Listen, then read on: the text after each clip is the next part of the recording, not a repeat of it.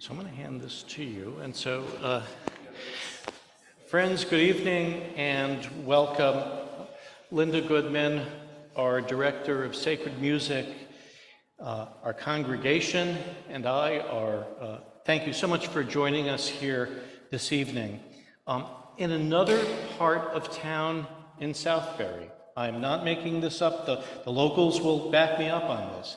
In another part of town in Southbury, right now, tonight, at the training school in Southbury, tonight is the 25th Southbury celebration. If you hear fireworks, it's not for my shofar sounding.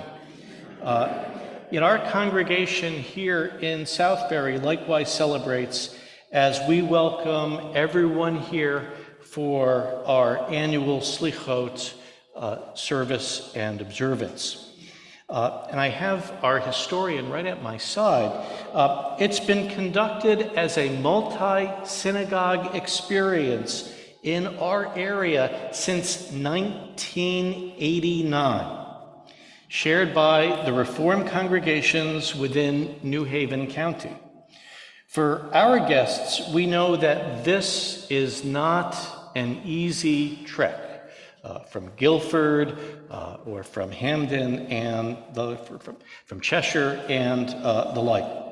But this evening highlights our participation within a movement as it fosters heightened links and interaction. This evening affords an opportunity to schmooze, but it's also a working session, as it were, a time to study and reflect and discuss as we focus on Cheshbon HaNefesh, an accounting of the soul. We begin with a conversation with our colleague, Michael Farbman. We've all been inspired by his work on behalf of the refugees of Ukraine. And this evening affords us the opportunity to consider lessons that we might draw from the past year and a half. Teshuvah, repentance, is return. Teshuvah is a change in direction. To repent doesn't mean to feel really bad about sins. Rather, it is to embark upon a path of return. Later tonight, Cantor Arthur will beat our breasts to the acrostic Hebrew poem of wrongdoing. Still, the goal later or throughout the days of awe isn't to beat ourselves up or to wallow in contrition, but to refocus and to redo. Helping us along this path, my colleagues and I will converse as we begin with Rabbi Farbman about his experiences and what they teach us about Ukraine. So, Rabbi Farbman, if I can just introduce you. You were born in Belarus. You grew up in St. Petersburg? Well, no, I grew up in Belarus, and I've lived, I've studied in Moscow, and I've lived and worked in Ukraine for a little while. I went to rabbinical school in England, and then I came back and I served the congregation in St. Petersburg in Russia for 3 years. At one point along the journey. So I have in this current conflict and this current war hits truly bizarrely right at the center of all of my shared identities in ways that perhaps I've never really thought of it quite that way, and so this has been a very, I want to actually thank Rabbi Polakov, because every year at the beginning of the summer, we begin to discuss what would be a good opportunity for us, what would be a good discussion for us, who would be a good speaker, what would be a good piece of learning. And having explored some of the ideas, Eric had very kindly said, thinking that I will not be a happy bunny about this, suggested that I become the center of attention. And no, not because I like to be the center of attention, but because I am really grateful about the opportunity, because having engaged in this, and it has been a an interesting, as we say, period of time, I haven't really found a very good context within which to talk about this very much. I've written columns for our bulletin. I've written a column for the Shalom New Haven. I have taught and spoken about this. I was asked to teach a class for the Learning in Retirement course later this fall to talk about this. I've spoken to students, Zoom. So I've spoken to students in Jewish day schools in Canada and other places. And every conversation is very different. But I haven't really, back home, I haven't done any of this kind of a sit down and ask your questions and let's have this conversation. So I'm really grateful for this opportunity and for nudging me a little. What I said to him is, I have good news for you, which is that Southbury will host this year. And I have what I suspect is bad news for you, which is that I think that we should have a conversation specifically with you about Ukraine. So, none of my colleagues are shy, and we have another microphone, and I know that they will likewise have questions. But if I can just sort of start off, you've been back to work with refugees twice. Three times. What strikes you? So I ended up, when the war broke out, sitting numb for about 48 hours. Never in my wildest dreams have I imagined that kind of a war was possible. In that part of the world between the actors that the war is. Doesn't mean that there hasn't been war before, but it is, we can be shocked by scenes of war when we see them on TV. I'm not oblivious to the suffering of Syrians or any other conflict that I see on TV. Turns out it feels very different when you see the skyline that you recognize of one of the towns, which you call home, bracing for the impact of high precision or not so high precision destructive weaponry. And so after I recovered from the initial shock, I felt that I needed to write something about this, and I did. I put something together. And then after a few initial days and weeks, it became apparent that I really needed to act. And I quickly realized that you don't want to show up and be a problem somewhere, right? You want to show up and be a helpful solution. The call came for medical professionals to go and volunteer at the border in places like Poland and Hungary to help the refugees fleeing across the border. A couple of weeks later, a call came for early childhood specialists and informal education camp, whatever, because there are children and who are in shock and who need to be not even entertained but occupied, because everyone is in shock. The children are in shock, the adults are in shock. And then around the time just before Pesach, a call came for clergy, rabbis, cantors. Somebody can show up around Pesach and help do something. And I said, okay, that's my window. And so I traveled to Poland, and I, under the auspices of the Jewish Distribution Committee, the JDC, and I went to, at the time they were operating 5 centers. I didn't get to go to the border. I did not get to see, I did help to unload some of the trains arriving in Warsaw. It wasn't part of my, I was done for the day, and I went to look up some friends, and you could walk in and scan with your phone and go and join the effort. Somebody would give you the yellow vest. And so I had these first-hand experiences with people, and it was powerful and difficult and inspiring. And these are not, some are Jewish, most are not Jews, but they are in this Jewish setting, and nobody really asks, and the idea is you are together conducting Shabbat service in the lobby of a hotel for all of these people, some of whom were Jews but were in that context for the very first time, and others were Jews and missed that because that was part of their life. And so many non-Jews, but some who are musical and who said, show me the words, this is a transliteration, can I join in? And being with that sea of humanity and sharing what we do and trying to use that as a healing tool.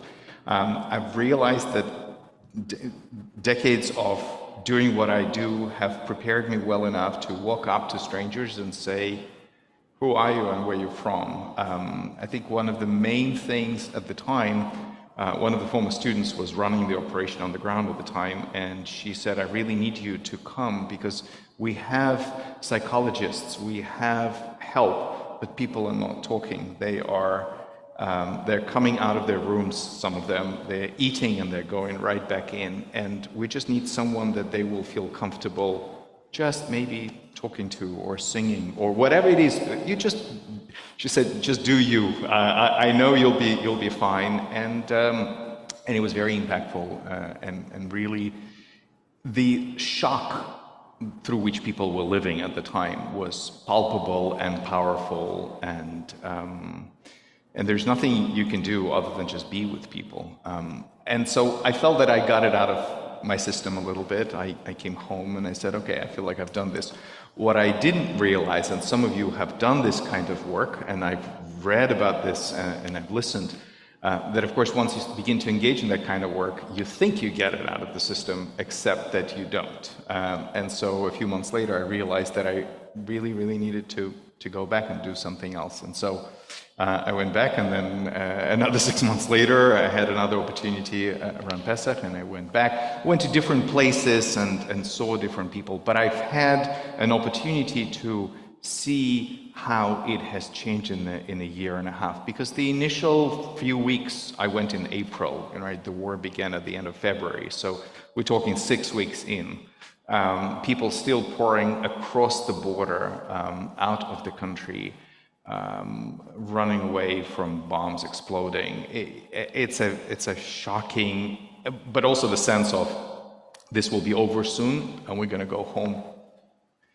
And then arriving in last August in Spain and talking to people who began to realize that they were not going home soon. And some beginning to realize that maybe they're not going home ever, that they are going to have to start building their lives in a different way. Being back this April and seeing some of the same people and meeting some of the new ones, people have begun to do what they need to do. They began to look for ways to build a new life. They began to learn language. They can now go into a store and navigate. I don't speak Spanish, so being in Spain, it was very interesting this time around because, I know 3 basic words. I can navigate this. But we would go into the store, and I was able to see how these refugees or the coordinators, people who are stepping up to help organize for others in the same boat, that they would interact with the shopkeepers and the basic life. I didn't need to get involved, and so that was really powerful to see how they were beginning to embrace this. And yet, there was.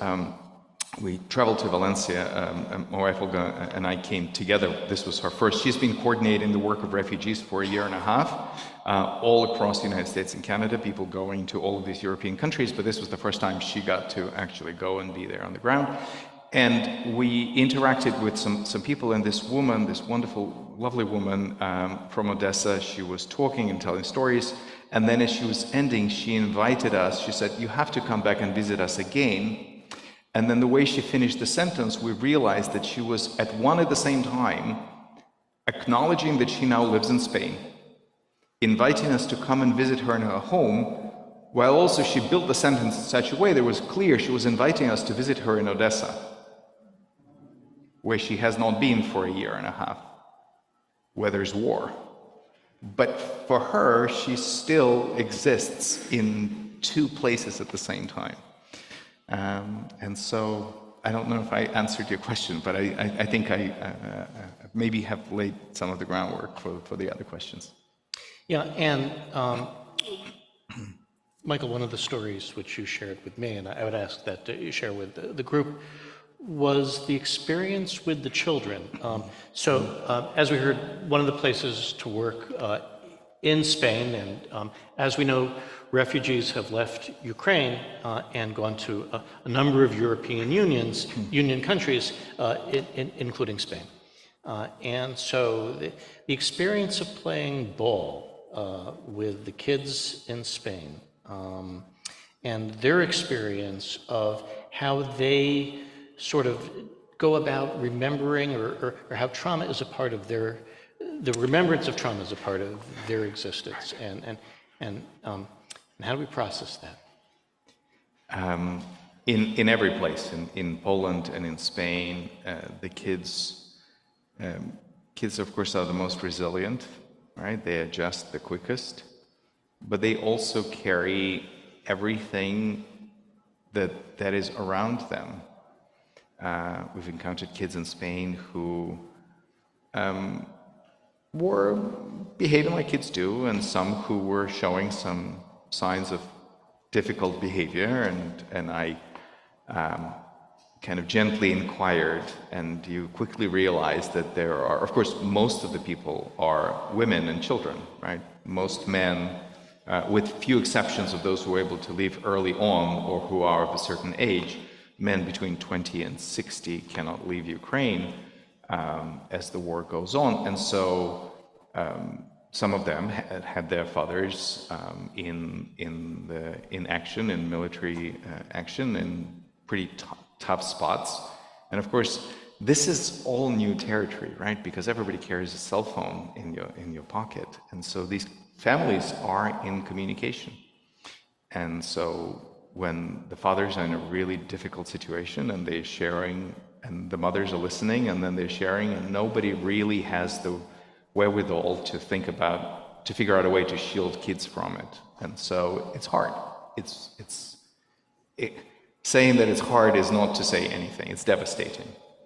But also kids are kids and they will play. And actually last August, my son Samuel, who's graduated college this year, but last year said, I want to go and volunteer as well. And of course, the main reason why I've been going, it's not because I'm suddenly a well-aware and well-prepared volunteer. The main skill is language. You need to be able to hit the ground running. You need to be able to communicate with people, and they need to be able to communicate comfortably with you. So I speak Russian, it's my native language, and I do, since I lived in Ukraine, I do understand Ukrainian. I don't speak it. It is sufficiently different that I don't want to embarrass myself too much. But I preempt any conversation by saying, look, I understand you can speak Ukrainian, and if I don't understand something, I will ask, but I'm only able to speak Russian back at you. And so Sam, who is bilingual, wanted to come, and so the two of us went. And so he spent a lot of time playing with kids. And one of the stories that he shared was, there's a child sitting there drawing a picture, and then in the middle of talking about nothing, as kids do, he just suddenly looks up and says, and back home is war. And then he carries on drawing the picture. And I think sitting with that reality and realizing, because we all, especially Jews, we understand what generations of trauma does, right? And what you carry. This is the kind of stuff that is just internalized. It is entirely normal. There was an experience during my first trip that has really, really struck me. There was a young mother with a 1-year-old, and he was the sweetest baby I have seen in a long time. He was just perfect and smiling and communicating with me. And I started asking questions, and she was telling me that her husband was on the police force, and he was in police special forces, like an equivalent of SWAT team. And so when the war began, they were immediately deployed from the Western Ukraine, where they lived, into pretty tough spots.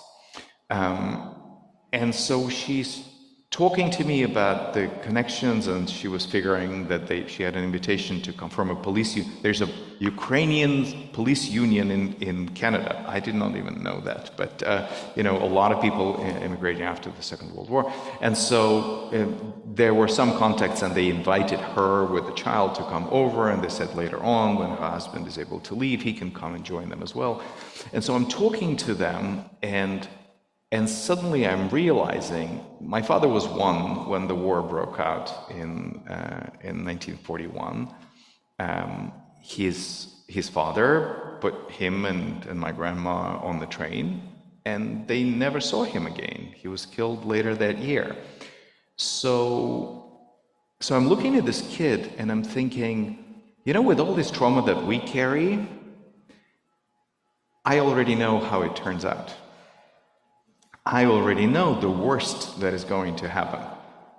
I already know that my father had to grow up without the father and without the older brother who were killed in the war, but he had figured out a way to receive education and form a family and raise the family. And I know what our family story has been.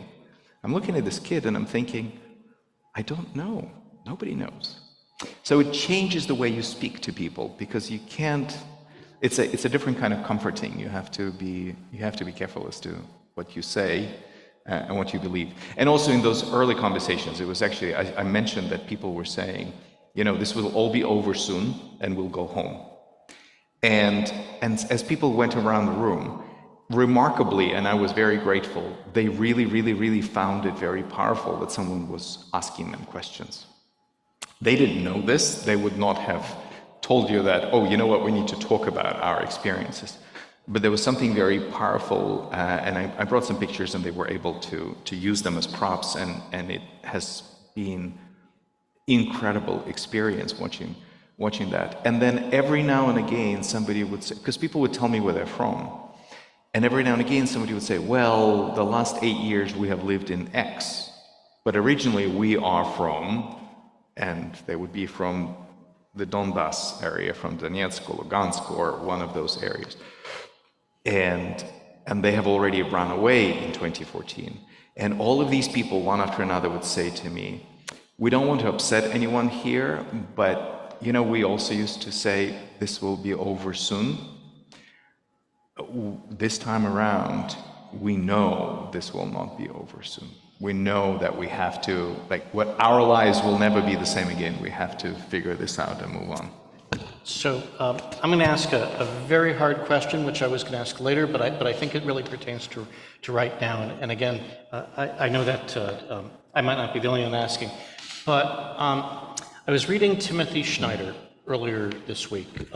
Timothy Snyder is the academic at Yale, specialist in Ukraine, who has been advocating strongly on behalf of a robust military response, a robust alliance between Ukraine and the United States, and has for a very long time been very concerned over Putin's very pernicious influence in Russia, in Europe, in Ukraine.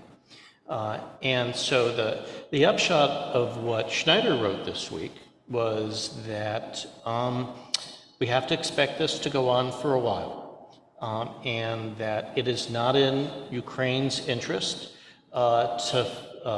to not continue to fight until such time that there is a Ukrainian victory which will assure Ukrainian sovereignty into the future. And that we here in America, we periodically give money. Ukrainians are giving everything, including their lives, in order to fight for their independence and for democracy. And the other piece which he added was that the majority of Ukrainians strongly support the continuation of the war. So that's a hard conundrum. So what's the question? The question is, well, so the question is, as you think about the war, what do you think? I've learned a lesson that I should have learned a long time ago. Somehow, I guess I managed to avoid that. 2 days before the start of the war, I was visiting a friend from high school, and we were sitting together, and his in-laws, his wife is from Kiev, as is mine, and as the situation was unfolding, they were nervously communicating with friends left behind, and they were getting more and more agitated, and we were all watching what's going on. And my friend's father-in-law and I had this conversation about, I don't know, a day and a half before it all began. And I proceeded to tell him, come on, this makes no sense. There might be this and there might be that, and this is a great opportunity to give the West a black eye and say, oh, you were predicting the invasion, haha, and we kept saying we're not invading. There, you're always lying about us. And I said, it's not going to happen. And this man said to me, you want to bet? And I said, sure, what are we betting? He said, a bottle of cognac. Fine, okay. We shook hands, and my friend looked at me and said, I'm not sure I would make that bet. And I said, I'm not betting. I don't want a bottle. I'm just trying to calm him down. And a little over 24 hours later, the news came out, and I've learned my lesson, and I made sure that I sent the bottle and had it delivered. But honestly, I've stopped saying anything about the military side of the war. I can't imagine things ending well for Ukraine if they lose this war. It is very clear to me that they could not continue this war without the support of the West. This war comes at a huge cost to them, to everyone. This is, as I said, it's one of those completely disastrous things. And so I've learned not to really talk about these things. I appreciate everything that Tim says. He is an incredible scholar and really understands it. I'm sure there's things where I look and I agree or disagree. I did say early on things whenever the talking heads on TV would discuss these matters and would say, oh, the minute the body bags start coming back in Russia, the Russians will demand a change of course. And at moments like this, I usually yell at television or at the radio, because these kind of opinions are not based in reality. They are based in our understanding of how our society operates. Tim Snyder understands how Ukrainian and Russian societies operate, so he is definitely worth listening to. But what I am able to look at and comment, I'm not sure if it's more important or important at all, but it's important to me. I am a product of a reality, which I'm also reviewing and analyzing and perhaps beginning to understand a little differently. But I'm a product of reality in which Jews from Ukraine, Russia, and Belarus, and all of the other former Soviet republics came together for all of the things that we did as we were learning to be Jewish once again. I came with 15 others to a leadership course in Moscow for 2 years, and all of us we ran our summer camps together, we ran our youth programs together. I have friends all over the world, and certainly in all 3 countries, who are very close and dear friends, because we have experienced this Renaissance Jewish life together. Our prayer books were produced by the movement in Israel and with translations. We put together the Haggadah for Passover, whatever were the things, educational materials. My wife Olga has put together a curriculum for religious school and for the early childhood education, which is still 20 plus years on, is being used everywhere, including now in Barcelona at the Reform congregation, where they're working with these Russian-speaking and Ukrainian-speaking kids. None of that stuff, none of it is going to be possible anymore. You simply will not in my lifetime. I don't think that you will have a summer camp of Russian, Ukrainian, and Belarusian Jewish kids coming together in one spot. maybe in Israel, maybe in America, but then not as people who actively live there. It doesn't mean that Jews don't live there. It just means that that reality is over. Whatever made me as me doesn't exist anymore. And that is, and the other question is, what will happen to those communities? Because it's very hard, you know.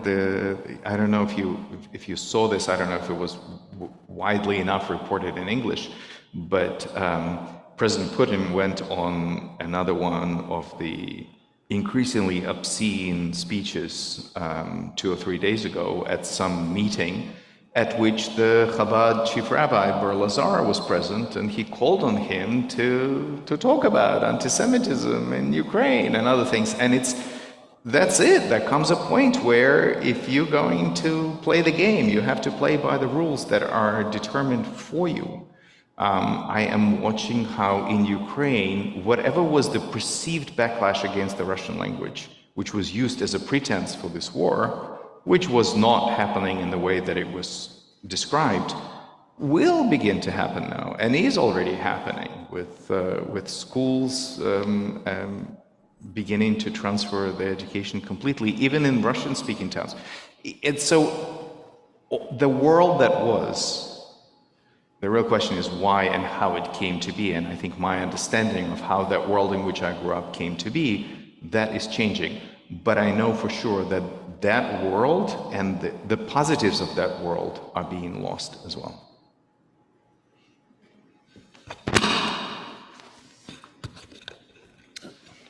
Dennis, we have a mic?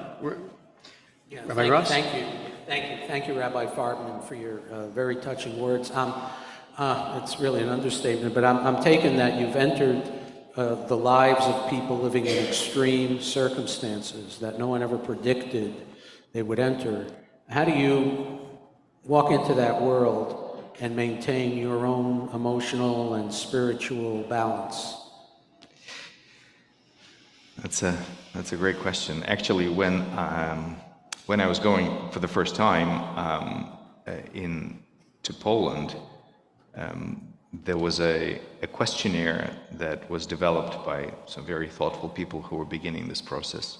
And one of the questions was, as a volunteer, going to look after other people, how are you going to look after yourself? And my reply was, well, this is where I guess rabbinic training comes in handy.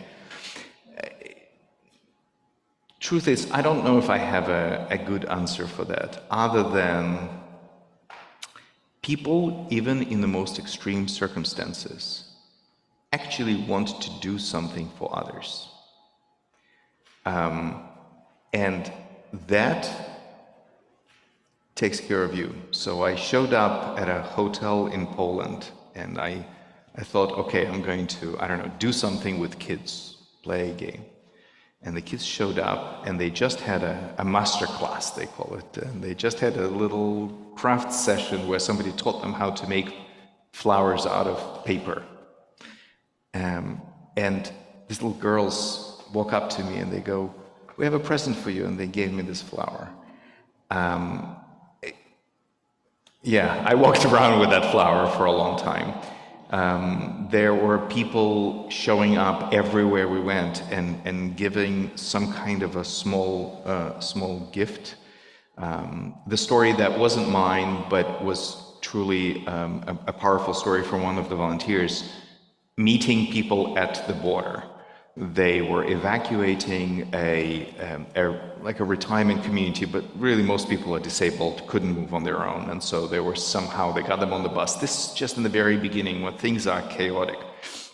And they bring them out, and these people have not really had food or hot drinks for about at least 48 hours. It was a mess. So they bring out this bus, and one of the volunteers is helping this elderly woman. And this woman pulls out a sweet from her pocket and she hands it to her, and she says, are you kidding me? Like, you need this more than me. And she said, no, I figured that if I was going to survive, I was going to give it to somebody who was going to meet me. So that kind of experience, I mean, you take other people's sorrows and you help them carry it, but then you are supported and sustained by things. I came back, I mentioned that Friday night service, and it was maybe 1:30 in the morning, and I try not to use email on Shabbat, but I felt that I needed to sit down and write an email to Alan Goodis and to Ilana Arian, these two musicians, whose music I used, and I got a room full of people, strangers, to me, to what I did, to this melody.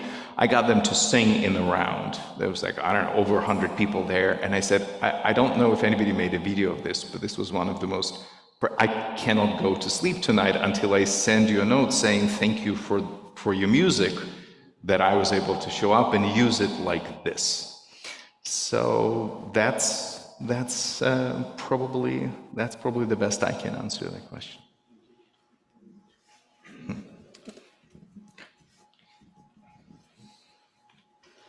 So along with everyone else, thank you so much. You are making something feel very real and present that should but too often doesn't.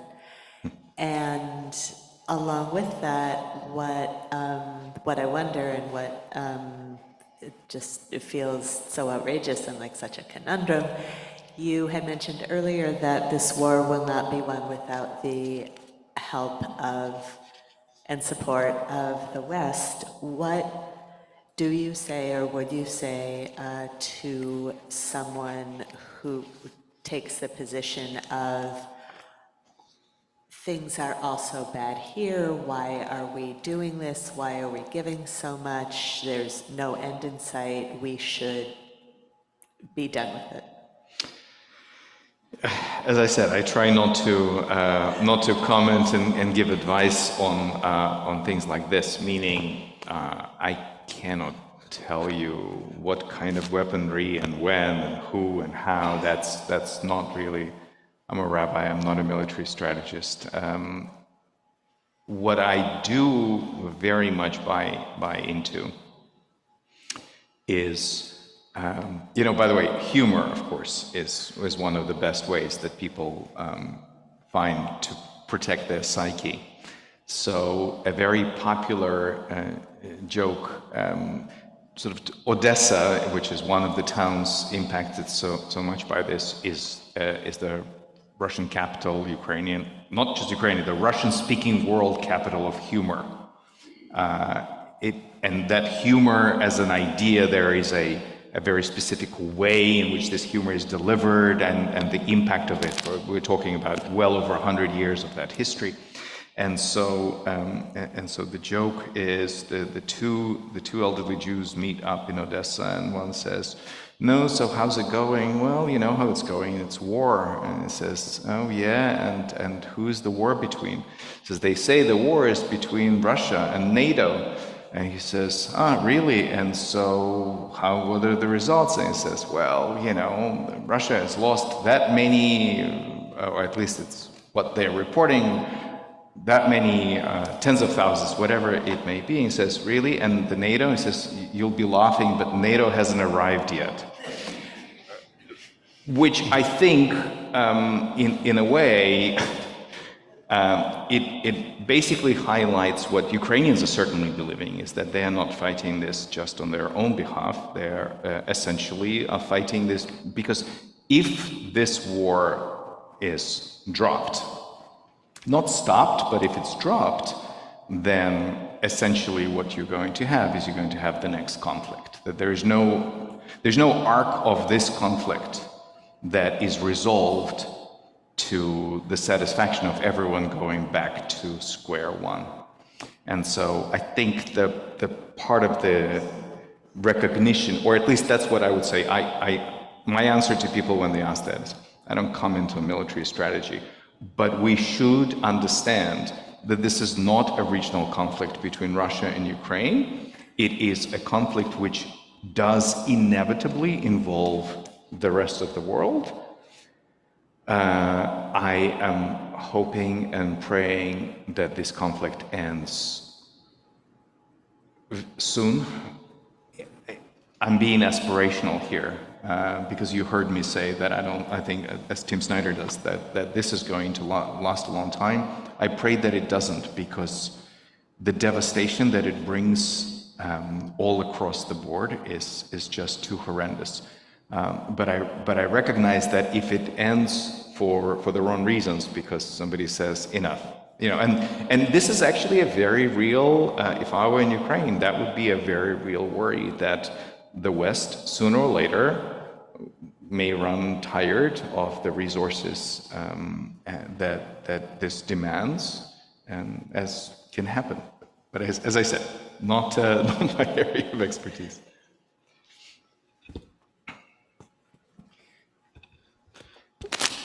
Michael, thank you so much. This has been such a wonderful, for us, important, inspirational conversation. And as we sort of make that segue into where should we be in our lives on Slichot and in the High Holidays, as individuals, as a community, you've given us a lot to think of. And your answer to Rabbi Ross about what is it, where can we find in our dealings with others and with what others are doing, and how that can impact and inspire us. Truly, that if there's a message for this time of year, thank you, that absolutely is the message. We're going to transition. Rabbi Farbman is with us throughout the evening, and I'm sure if there are questions afterwards at the Oneg, he will be happy to address. We have a wonderful choirs with us this evening. We have a wonderful service. You'll be able to see the service. We're using the service which we've used for about 3 years now. The only difference is it's first time here in a few years. And so the prayer book is actually going to be up on the screen. So if we can make that transition to that prayer book, you're going to see the slides. This is a form of worship where we have our slides, and we are so very fortunate this evening as we prepare for that. Let me just add one thing. That what's about to happen, for those who are less familiar with our Slichot worship, this is sort of a greatest hits compilation. But it's more than golden oldies. The texts and melodies of the High Holidays have their own profound inspiration, wisdom, and accessibility. This is a type of warm-up, refamiliarizing ourselves with the liturgy, albeit in true minyan style, in conjunction with others. As part of the service, we'll be changing 3 Torah mantles used throughout the rest of the year, and we're moving them to, you'll see the white mantles, which you can see on the back bench, our color for the High Holy Days.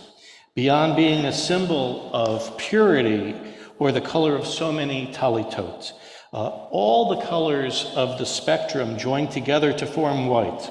Thus, in the context of these days of awe, it is a reminder of the importance of inclusion. In the Bible, the prophet says, "If your sins be scarlet, they shall be as white wool." So may our worship tonight strengthen and uphold us. We begin with Havdalah. Our service will be found on the large screen. The choir is about to take their places, and we're going to turn the chairs back around, and we have right here.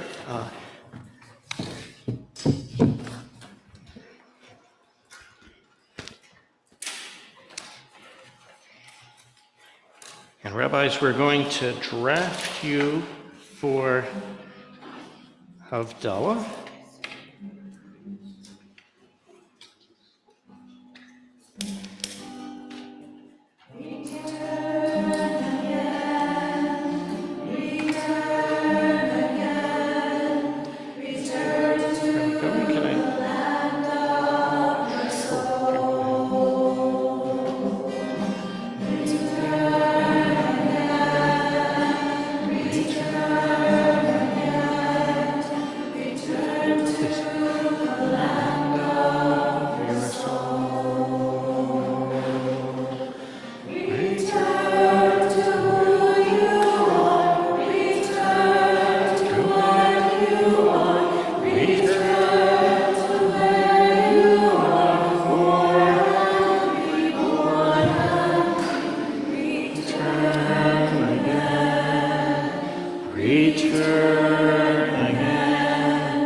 Return to the land of your soul.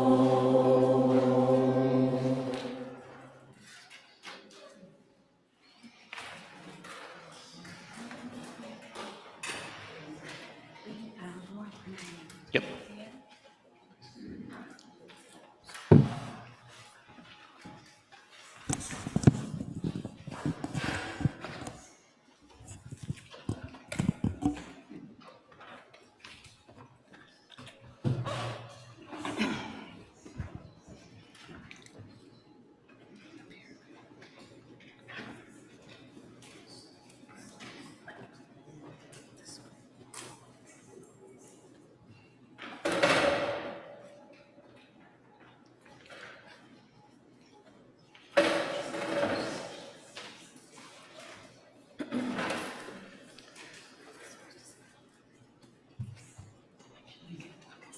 What's this? Did I get the candle? 'Cause I know.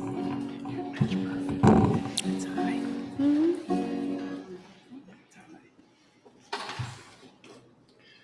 We're into that stuff. That's better. You'll like that better. Yehudim, High Torah,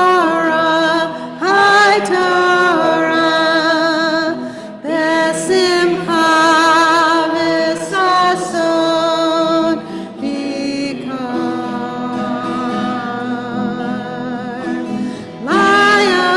Yehudim, High Torah,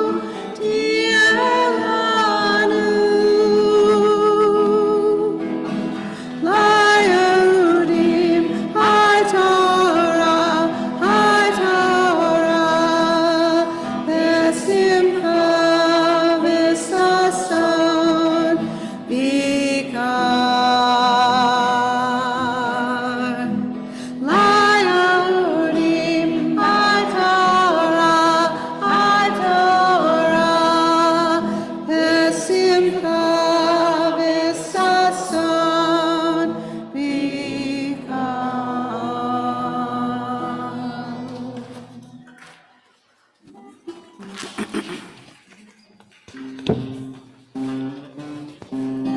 Please sing.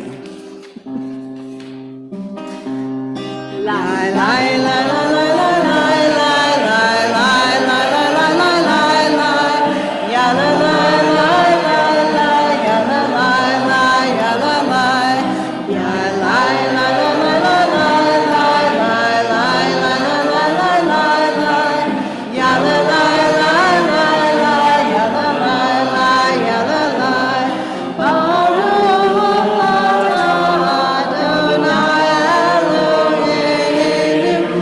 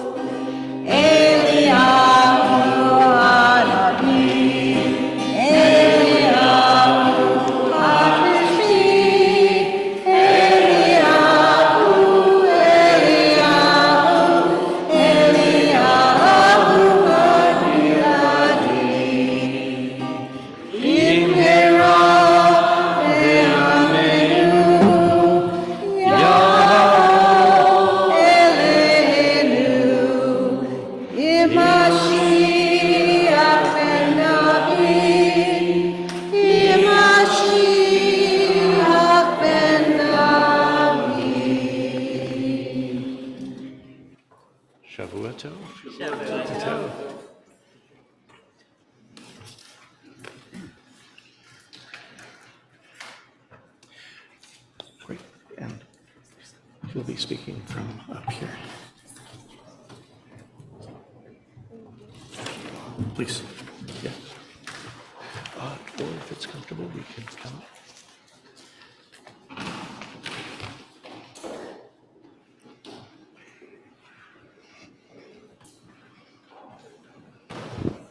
The psalmist sang, "At midnight I rise to give thanks and praise." And so we come to this hour of Slichot under the canopy of night to celebrate goodness, to proclaim what is right and true, to praise, to thank, to bless the great giver who gives and renews our lives. We turn to loved ones, to friends, and to our people everywhere, the whole house of Israel. And our hearts turn towards the human family.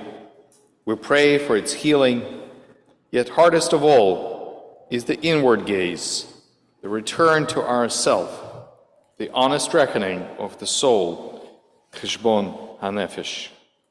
We ask how to account for selfish acts, lies, and senseless anger, how to account for the shadows, the storms, the bitterness in our lives, the damage and distress we cause, how to own up to it all and find our way back with integrity, in peace.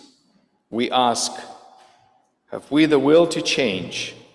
And if not now, when?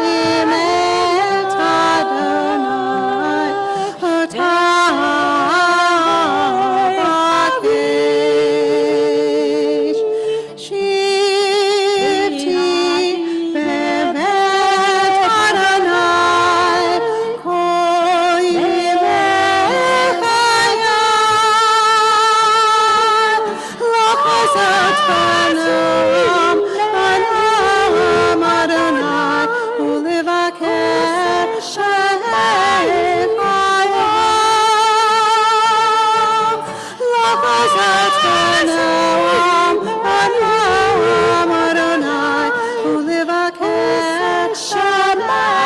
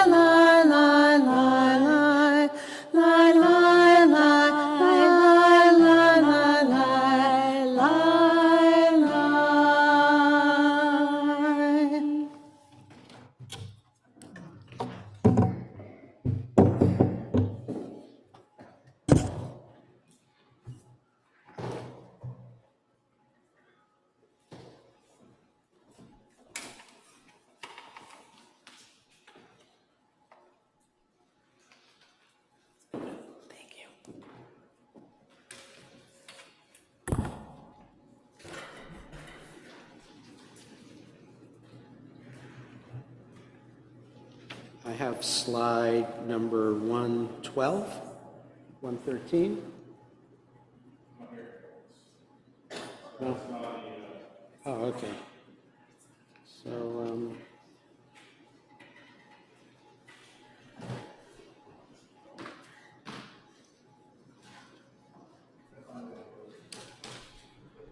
It's okay, you'll hear the rabbi as opposed to seeing the slide. Right. It's a beautiful text. thank you. Open to me, the Holy One said to Israel, my children, make for me an opening of teshuvah as small as the eye of a needle, and I will make the opening of forgiveness so wide that coaches and wagons could enter. Psalm 86. Depths of goodness, fount of forgiveness, all of us need your compassion. When I'm praying, when I'm desperate, listen to me, answer me. When I call you in my trouble, enfold me in your love.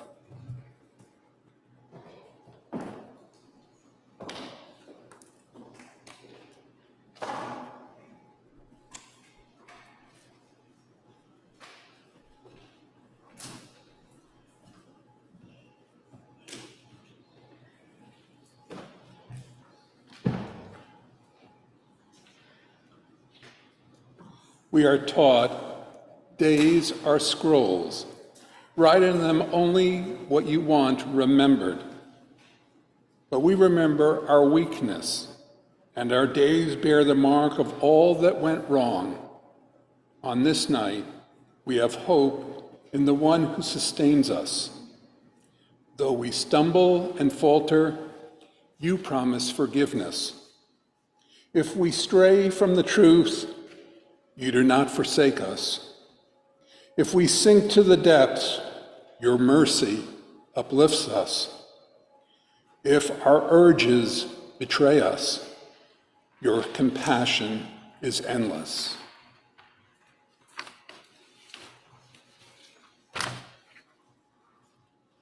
If we distance ourselves, you do not disdain us. If we abandon your teachings, still you embrace us. If we seek you sincerely, your presence surrounds us. If we pray from the heart, you listen with yours. Though we stumble and falter, we are blessed by your promise.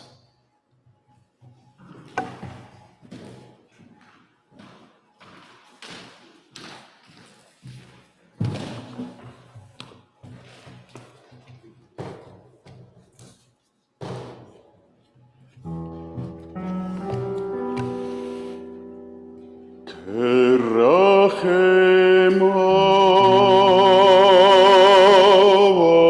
abanim, Richam Adonai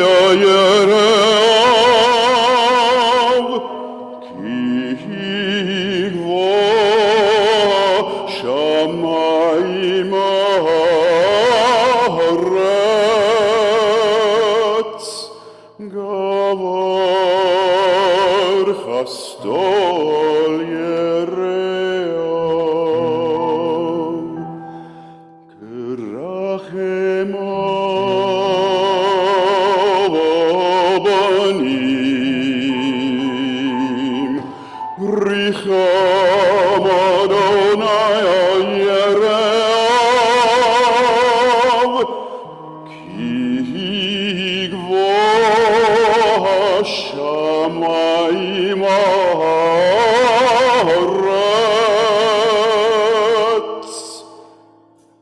Gavar chasto yeream.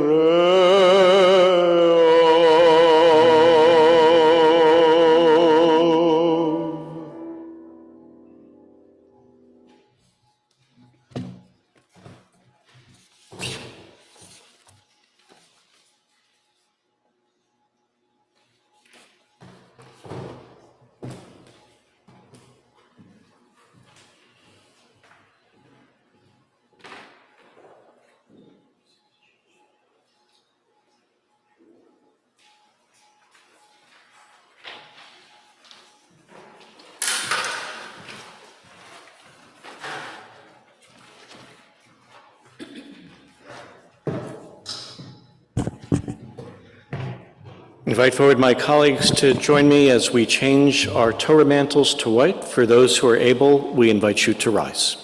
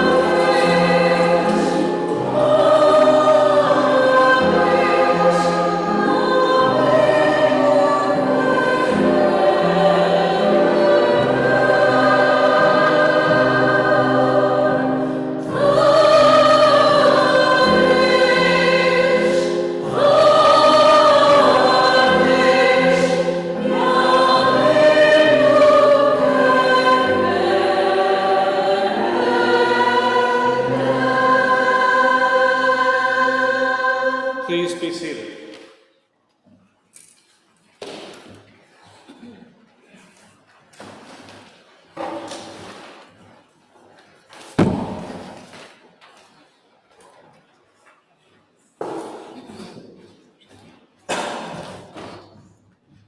As the days of awe near, we reach for the infinite.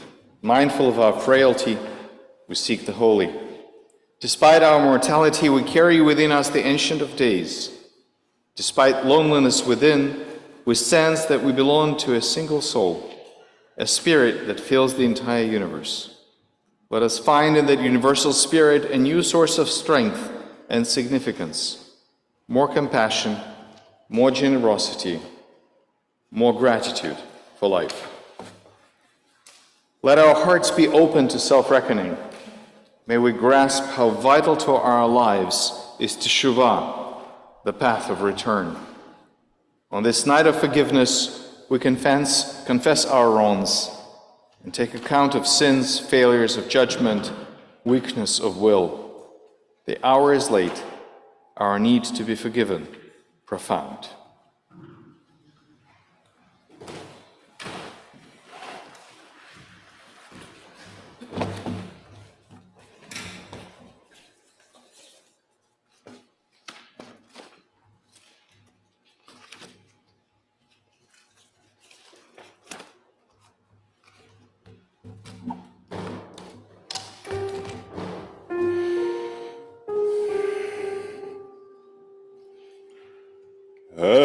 Eloheinu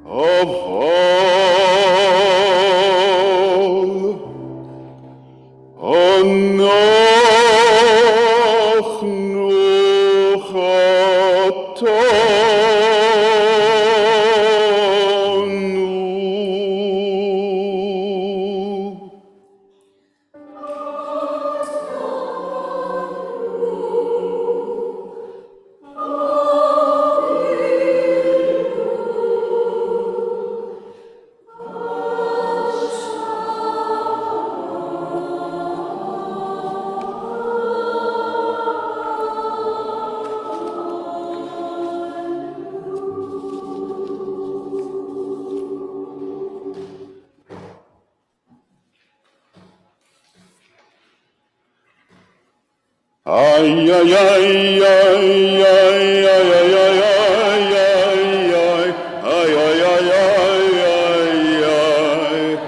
Ashamnu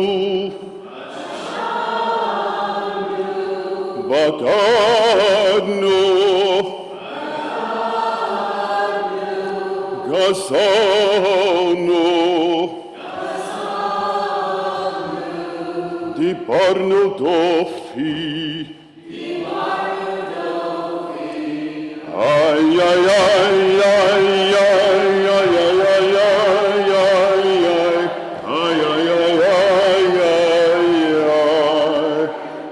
Evinu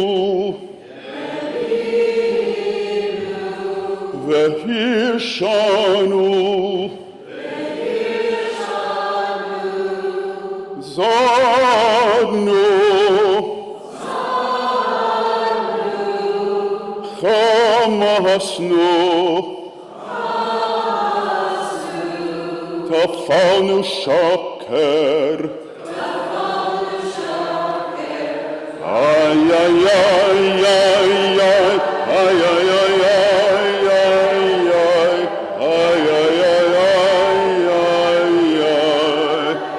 Ya atnura Hisavnu Latnu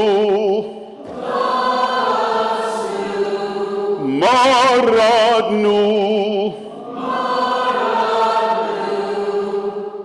Ninatnu Sararnu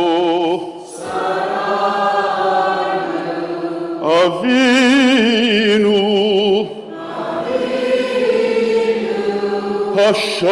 Hashanu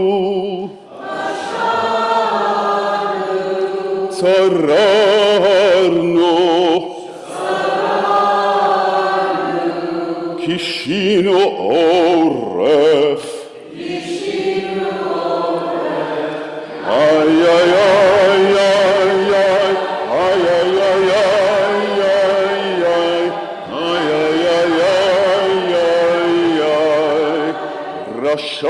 Rashanu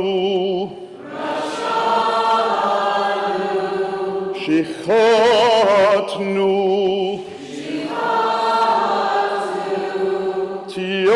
Tiavnu Tainu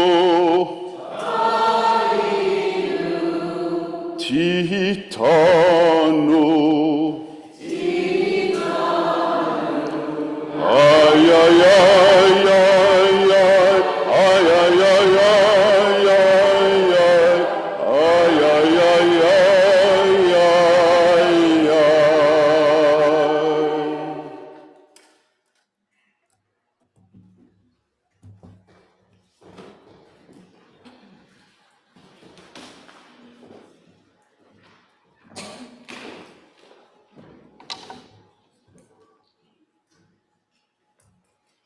One more. Right. Oh, that's good.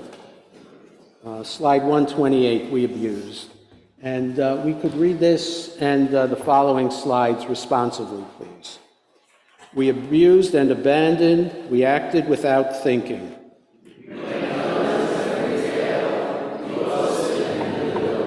We coveted and corrupted. We coerced the weak to do our will.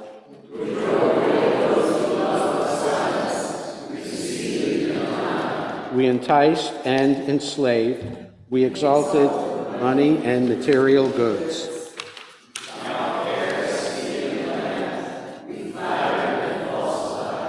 We gravitated to those who gossip. We gave up our ideals and gave in to our impulses.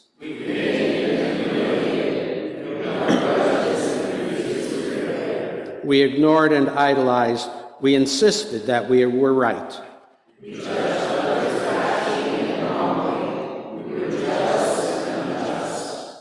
We killed. We were knowingly unkind. We kept to ourselves in the face of need.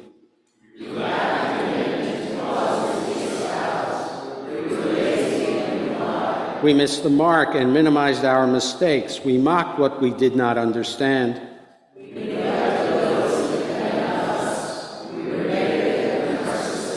We overreached and overreacted, too often erupting in outbursts of anger. We poison and pollute it. We quell the voice of conscience within us. We quit too soon and quarrel too often.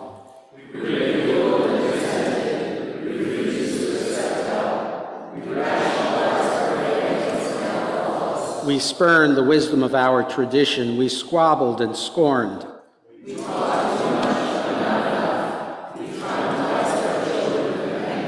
We issued ultimatums and made ugly threats.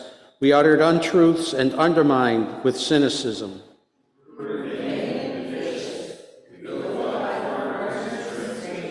We wasted time, strength, and talent.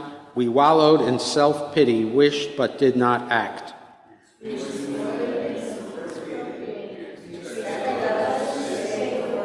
We earn too much for prizes and praise and fail to share fully in the joy of Zion reborn.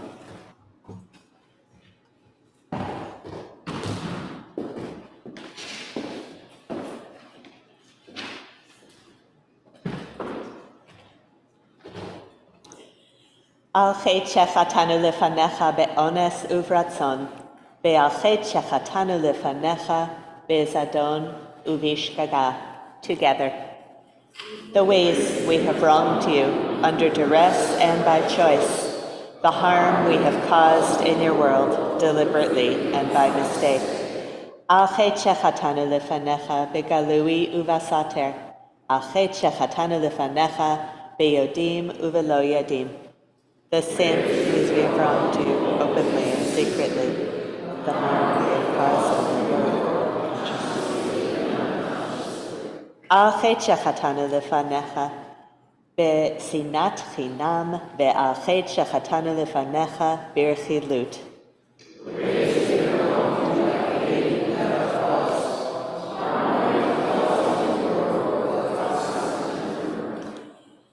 על חטא שחטאנו לפניך בצרות עין ועל חטא שחטאנו לפניך באימוץ הלב.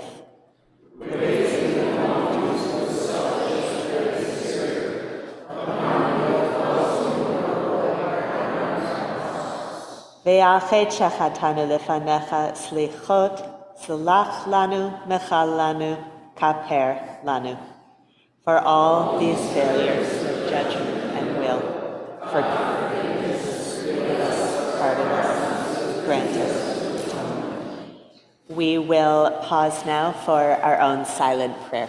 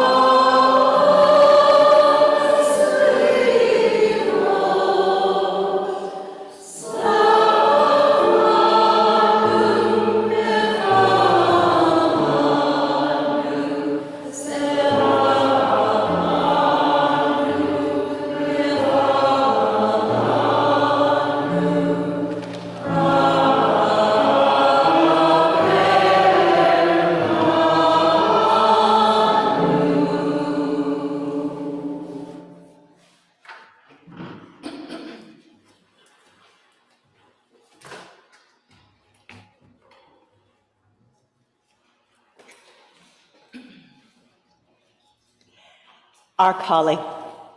Surely this mitzvah is not too baffling for you, nor is it beyond reach. It is very close to you in your mouth and in your hearts. You shall not threaten the rights of the stranger or orphan. You shall not take a widow's garment in pawn. Remember that you were a slave in Egypt. Justice, justice shall you pursue, that you may live to inherit the land that Adonai your God gives you. You must not remain indifferent. Keep and heed all that I instruct you, thus it will go well with you and your children after you for all time. This mitzvah is very close to you, in your mouth and in your heart. When you reap the harvest in your field and overlook a sheaf, it shall go to the orphan, the stranger, and the widow. Life and death have I set before you, blessing and curse. Choose life, so that you and your descendants may live. Blessed shall you be in your comings, and blessed shall you be in your goings. You must not remain indifferent.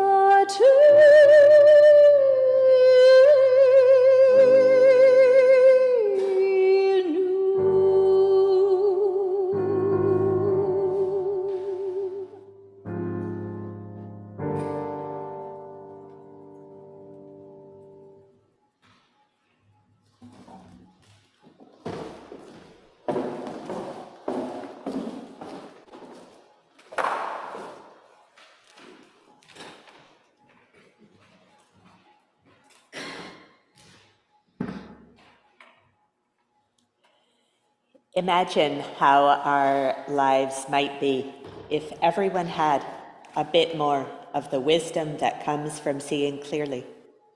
Suppose people everywhere simultaneously stopped what they were doing and paid attention for only so long as it took to recognize their shared humanity. Surely the heartbreak of the world's pain, visible to all, would convert everyone to kindness.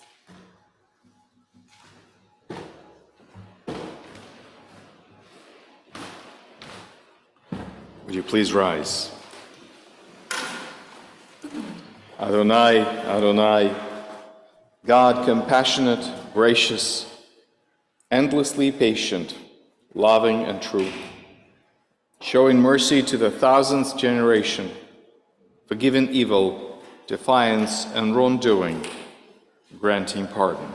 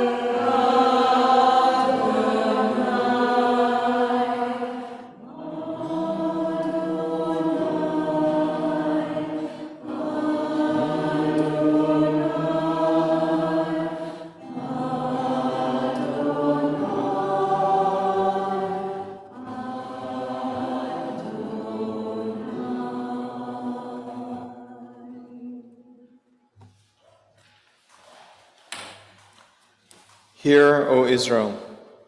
Hear now the heartbeat of Israel in the quiet space between a year that is ending and a year that begins. Hear the call of hope and joy, and hear the call of repentance and renewal. Please join. Hear the call to create and embrace. Hear the call to restore and to heal. Hear the call to atone and perfect, to search the soul and account for every deed. Hear the call to wrestle with sins and flaws, to fight injustice and serve the suffering. Hear the call to gather in the scattered sparks of divinity, and hear the call to seek the core of our humanity. Hear the call of compassion and forgiveness. Hear the call to return to Torah, to our people, to the one who teaches love and patience, mercy and truth. Hear the commanding sound of Teshuvah. Hear the urgent call of Tikkun.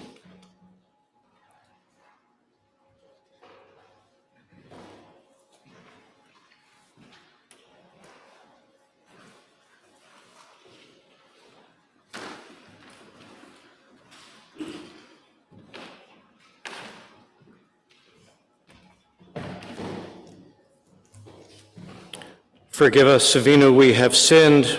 Pardon us, Malkeinu, we have transgressed. For you are the one who pardons and forgives. Or maybe it's this way. Forgive us, Avinu, pardon us, Malkeinu. And God replies, no, it's you. You are the one who must pardon and forgive. Forgive the ones around you. You're wasting precious time. Forgive your parents, they did the best they could. Forgive the one who betrayed you. Let go of anger and move on. Forgive yourself for your own imperfection.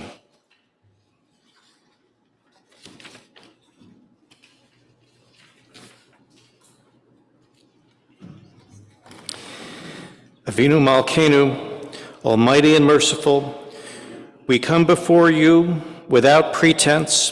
Avinu Malkeinu, we are reaching toward you. Help us to find you. Avinu Malkeinu, strengthen us for the holy days that lie ahead. Avinu Malkeinu, be with us as we strive to heal ourselves and become whole. Avinu Malkeinu, help us to repair a broken world. Avinu Malkeinu, hasten for us the days of redemption.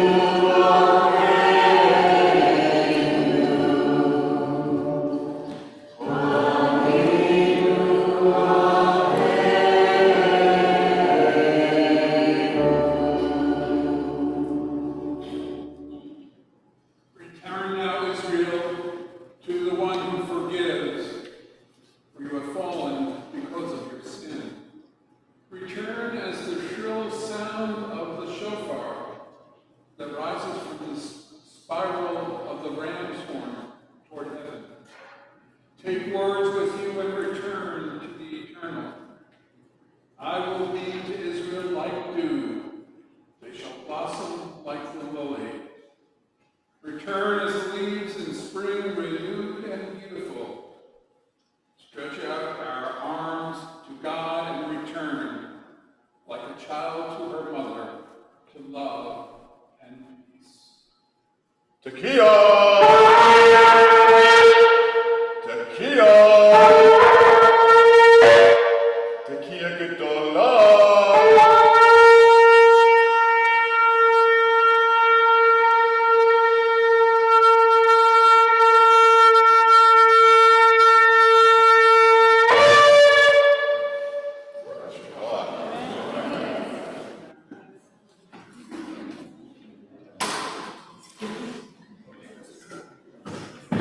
Friends, L'Shana Tova, a good year. You're in for another treat. Not only all of my wonderful colleagues, but the B'nai Israel our ritual committee has been working hard. There was a wonderful treat for you in the social hall. Shana Tova.